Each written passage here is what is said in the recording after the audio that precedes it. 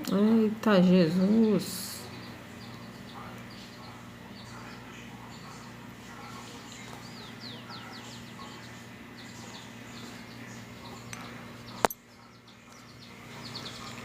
Oi, gente. Boa tarde. Vamos fazer mais um devocional. Tá aqui meu cabelo todo molhado. Eu tive que ir pra chuva com meu esposo. Resolver um negócio ali da vala que tem em volta da casa. Tinha um buraco lá e a água parecia que tava entrando desse buraco pra debaixo da casa. E o medo da casa despencar, né? Já despencou uma parte uma vez, graças a Deus não abalou a estrutura da casa, né? Tudo. Foi só uma parte da varanda, mas, porém, contudo e todavia, a gente precisa vigiar, né, gente? Vamos vigiar. Então a gente estava lá debaixo da chuva, raspando com a enxada, eu raspando com pá, achando buraco, enfiando sacola dentro do buraco. O buraco coube 3 sacolas. Até perguntei para minha sogra, né, que ela que é a dona da casa, se por um acaso tinha um buraco ali para escoar a água. Às vezes tinha um cano, né? Mas não tinha não, gente. Então a gente vai começar o devocional. O tema hoje é no jardim. Hoje, segunda-feira, início de semana. Início de semana. Então vamos lá. No jardim. Gênesis 2, a gente vai ler o 8 e o 9, e o 3, 16 e o 19. Então Gênesis 2 diz assim, do 8 ao 9. Eu sei bem o que diz.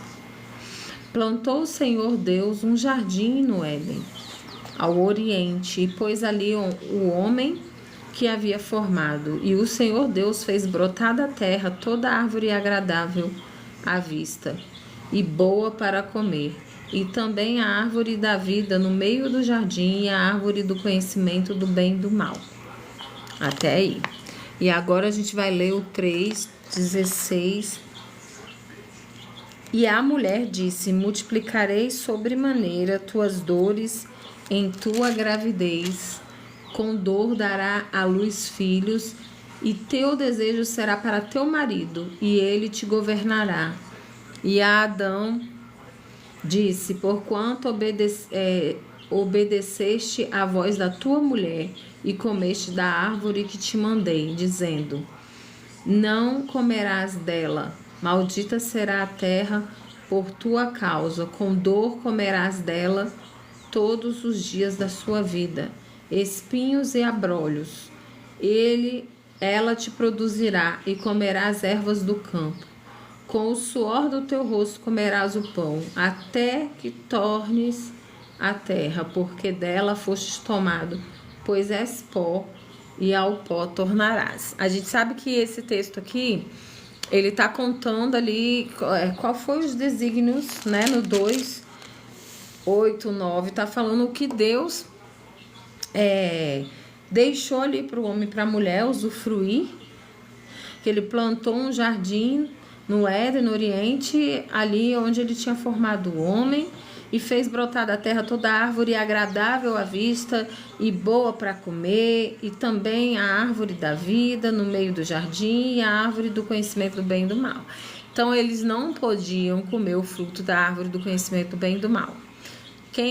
A gente conhece a história, né? Quem é católico, eu acho que todo mundo conhece que a serpente apareceu para Eva foi lá e comeu o fruto que era proibido, do bem e do mal, não é a maçã, tá bom? O pessoal condena a maçã, fala que a maçã não tem nada falando na Bíblia que era maçã. E aí, oi gente, sejam bem-vindos. E aí, ela comeu, ofereceu para o esposo obedeceu ela, por isso que aqui no 16 já está falando, né, depois que eles comeram do fruto, que Deus foi lá, procurou por eles, como tinha de costume, aparecer no jardim, para conversar com Adão e Eva. Olha que maravilha, né? Ter Deus ali indo te visitar todos os finais de tarde lá para conversar.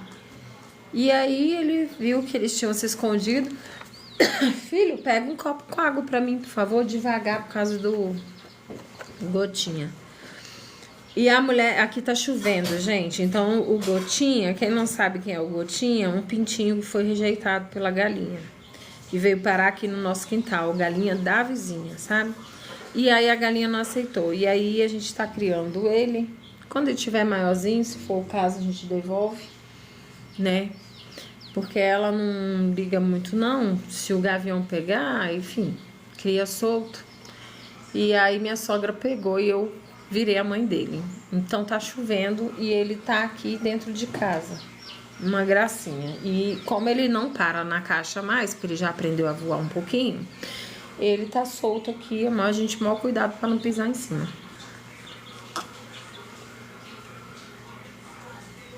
Então, depois deles se esconderem, Deus deu ali o que iria acontecer com a mulher por ter desobedecido e com um homem. Então, com a mulher, multiplicarei sobremaneira tuas dores em tua gravidez.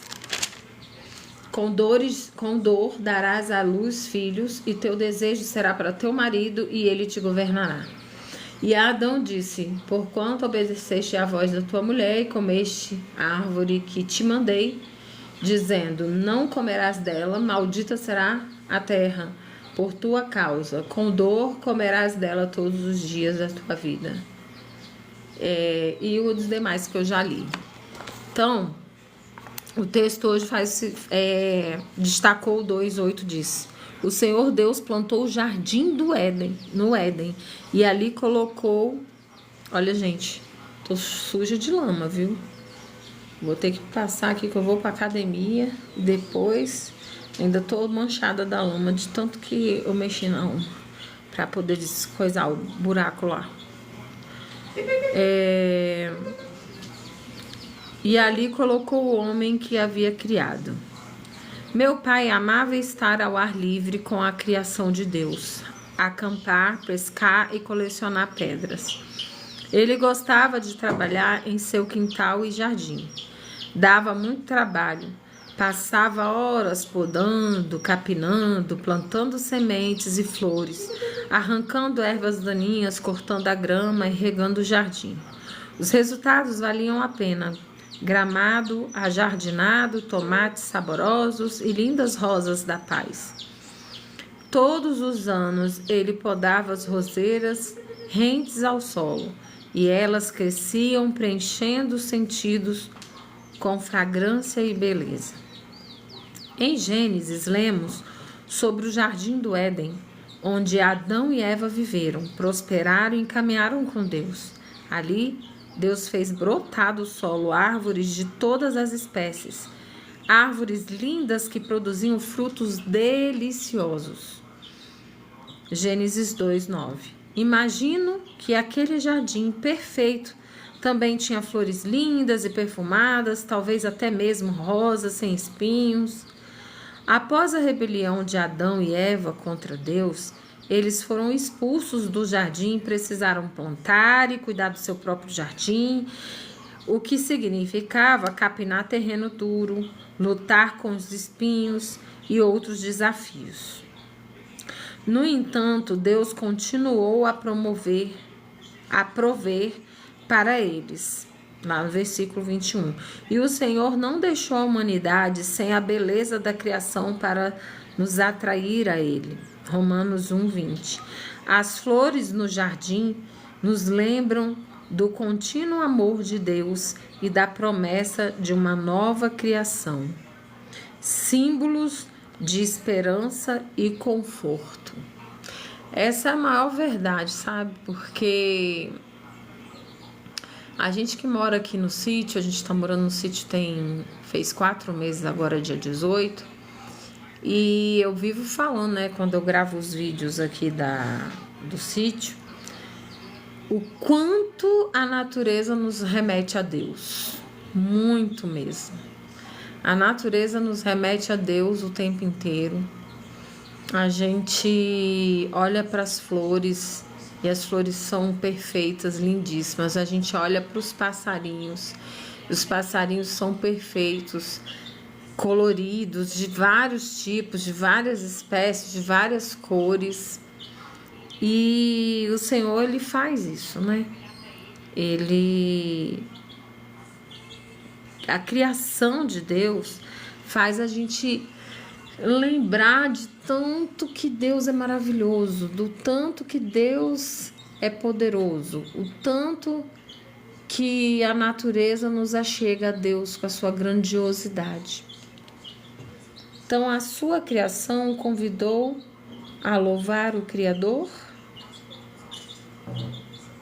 A criação de Deus nos convidou a louvar o Criador? Claro, né? Porque toda vez que a gente olha uma flor linda, toda vez que a gente olha um bicho diferente, bonito, colorido, a gente lembra o quanto que Deus é maravilhoso. O tanto que Deus pintou o mundo de uma forma maravilhosa que a gente possa contemplar, e muitas vezes a gente nem na correria do dia a dia a gente não observa. Não observa porque a gente está nos grandes centros e a gente não consegue observar uma flor no jardim de um prédio, nada. Mas se a gente que tem a tendência de observar, a gente vê através do mar, de uma cachoeira, de uma... Gente, aquela cachoeira de Foz do Iguaçu, a grandiosidade daquilo lá, daquelas águas, aquele barulho de água espirrando. Gente, Deus é maravilhoso. A rosa do deserto, né? As plantas carnívoras, tantas espécimes, tanta coisa linda. O mar, grandiosidade do mar, gente, é a coisa mais linda do mundo. Então não tem como a gente não olhar para a natureza e sentir e perceber a grandiosidade de Deus. Então Adão e Eva, eles tinham aquele jardim do Éden perfeito, né? Perfeito, mas eles decidiram desobedecer a Deus e foram expulsos dali. E conforme tiveram que plantar, o homem teve que plantar para comer, para colher, a mulher dores de parto, né? Os desejos dela seriam os do marido, é isso que diz na palavra. E às vezes a gente vê aí a gente passando por essas situações, o homem tem que trabalhar fio a fio, né? O tempo inteiro, e Deus é tão maravilhoso, é tão misericordioso, que às vezes a gente evoluiu tanto que a gente nem precisa mais ficar plantando para colher. É só ir no mercado e comprar, né? A gente aqui em casa, a gente voltou. Agora a gente está plantando, a gente está cuidando das plantas, a gente está colhendo, né? É claro que algumas coisas óbvias a gente tem que comprar lá no mercado, ó, gotinha. Mas nós, o homem e a mulher lá no início erraram com Deus. E a gente paga o preço disso até hoje, né? Então, algumas coisas que acontecem na nossa vida é fruto mesmo do pecado. Então, que a gente continue, sabe?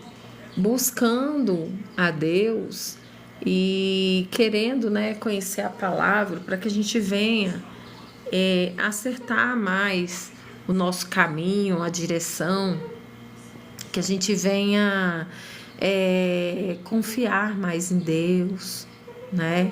Que a gente venha colocar mais os nossos projetos e planos diante do Senhor, porque só assim nós seremos bem-sucedidos, né? Então, eu quero deixar essa reflexão, eu quero estar orando por você. Se você está precisando de alguma oração, você pode escrever aí agora. tá? Se você está precisando de alguma causa, alguma coisa na sua vida para resolver, você escreve aí agora nos comentários, que eu tô de olho aqui, para que eu, agora começando a oração, eu possa orar pela sua causa. Se você não quiser se expor, não tem problema, pode ir lá no privado e colocar o seu pedido de oração, tá bom? Que eu estarei orando, eu e meu esposo. Então, oremos, gente. Senhor, meu Deus, muito obrigada, meu Deus, pelos muitos lembretes de Tua presença na criação e pela beleza entre os espinhos da vida, Jesus. Que nós possamos, Pai, em nome de Jesus, nos rendermos cada vez mais a Ti, que o nosso coração se volte para Ti, que nós possamos buscar o conhecimento da Tua palavra, Pai, para que possamos andar corretamente para contigo e que a nossa vida flua como um rio de águas vivas, porque a Tua presença são as águas que fluem. Conforme a gente estudou aqui no sábado, Senhor, o oleiro que estava ali refazendo um vaso, para ele reconstruir o vaso, ele precisa da água que representa o Espírito. Ele precisa, Senhor, da terra, e ele precisa, Senhor, da Tua presença, que é o oleiro, para que possa nos moldar. Ó Deus, em nome de Jesus, que possamos, Senhor, ser vasos reconstruídos. Se outrora tivemos sido quebrados, Senhor, pelas circunstâncias da vida, pelas brechas, pelo pecado, que o Senhor possa entrar nas nossas vidas e nos refazer de novo, Pai. Nós te pedimos, Senhor, e te agradecemos nesta tarde, que o Senhor nos dê uma noite reparadora para a honra e glória do Teu nome. Abençoa cada família aqui representada nesta hora, em nome de Jesus. Vai trazendo cura no corpo, na alma e no espírito. É o que eu te peço e te agradeço, Paizinho, em nome de Jesus. Amém. Que Deus te abençoe.